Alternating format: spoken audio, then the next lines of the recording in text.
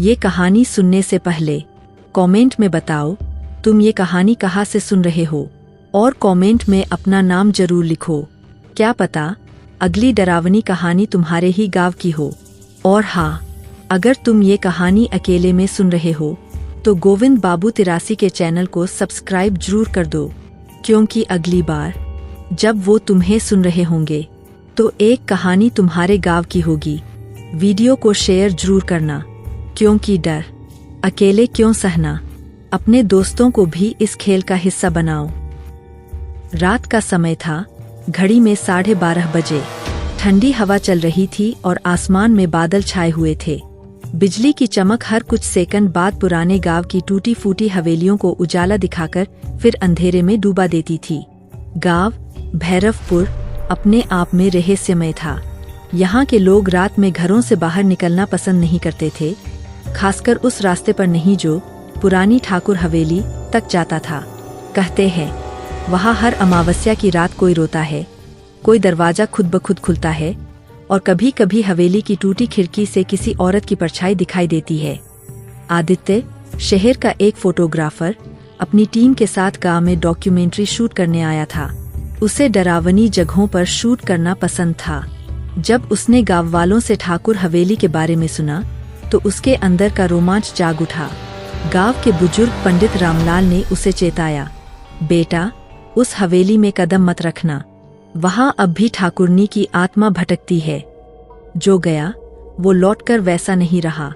आदित्य हंसते हुए बोला, भूत वूत कुछ नहीं होता बाबा, बस अंधेरा और डर हमारा मन बनाता है। रात 1 बजे के करीब वो अपने कैमरा, टॉर्च और माइक्रोफोन लेकर हवेली की ओर बढ़ गया। हवेली की दीवारें काई से भरी थीं, लकड़ी के दरवाजे आधे टूटे हुए और हर कोने से धूल झर रही थी। जैसे ही आदित्य ने दरवाजा धक्का देकर खोला, एक ठंडी हवा का झोंका उसके चेहरे से टकराया। उसने कैमरा ऑन किया और धीरे धीरे अंदर बढ़ने लगा। सीढ़ियों पर चलते ही उसकी टॉर्च अपने आप झिलमिलाने लगी। ऊपर से किसी के चलने की आवाज आई, ठक ठक ठक। आदित्य ने कैमरा ऊपर घुमाया, लेकिन कुछ नहीं था। फिर उसे दीवार पर खून से लिखा कुछ दिखा, मत खोलो वो दरवाजा। वो चौंक गया। कौन सा दरवाजा? उसने धीरे से बुदबुदाया। आदित्य हवेली के अंदर और गहराई में गया। वहाँ एक बड़ा ड्राइंग रूम था। बीच में टूटी झूले वाली कुर्सी और सामने ठाकुर दंपत्ति की पुरानी तस्वीर टंगी थी। तस्वीर में ठाकुर, उनकी पत्नी रतन कंवर और उनके साथ एक बच्ची थी, पर तस्वीर के कांच पर किसी ने नाखून से खुरचकर बच्ची का चेहरा मिटा दिया था। कहानी थी, ठाकुर की बेटी अमृता की मौत इसी हवेली में रहस्यमय हालात में हुई थी। लोग कहते थे कि ठाकुरनी पागल हो गई थीं और कुछ दिनों बाद उनकी भी लाश हवेली के अंदर मिली। उसके बाद से ये हवेली हमेशा बंद रही। आदित्य ने घर के पिछवाड़े में एक पुराना बंद दरवाजा देखा, जिस पर जुंग लगी लोहे की जंजीरें थीं। शायद यही था वो दरवाजा जो दीवार पर चेतावनी के तौर पर लिखा था।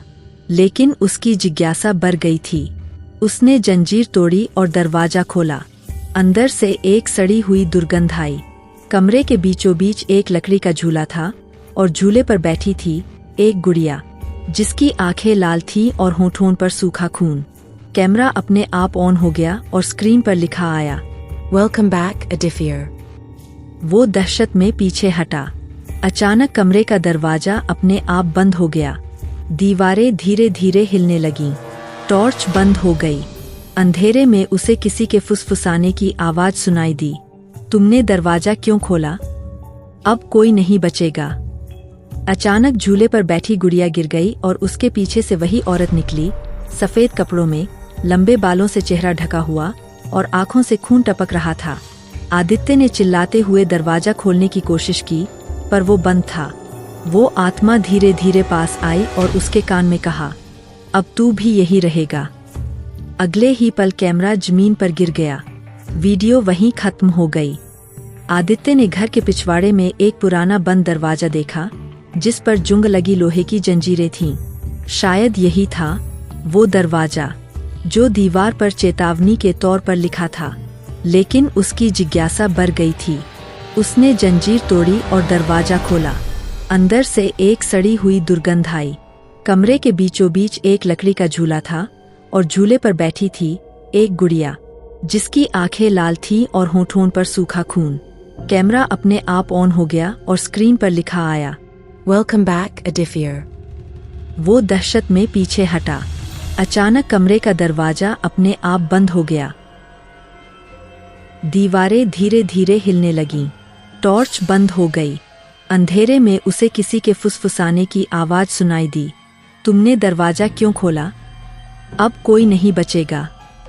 अचानक झूले पर बैठी गुड़िया गिर गई और उसके पीछे से वही औरत निकली, सफेद कपड़ों में, लंबे बालों से चेहरा ढका हुआ और आंखों से खून टपक रहा था।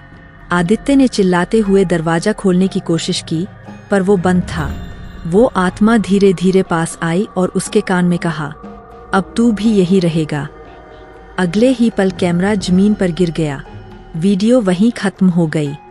सुबह गांव वालों ने हवेली के पास आदित्य की बाइक खड़ी देखी, लेकिन अंदर से कोई जवाब नहीं मिला। पुलिस आई, अंदर सिर्फ एक कैमरा मिला। कैमरे में जो आखिरी वीडियो थी वो वही थी, जहां दरवाजा अपने आप खुल रहा था और पीछे से वो औरत आती दिख रही थी। उस दिन के बाद से हवेली के दरवाजे पर लिखा हुआ नया वाक्य दिखाई दिया, अब एक और आत्मा यहाँ बस गई है।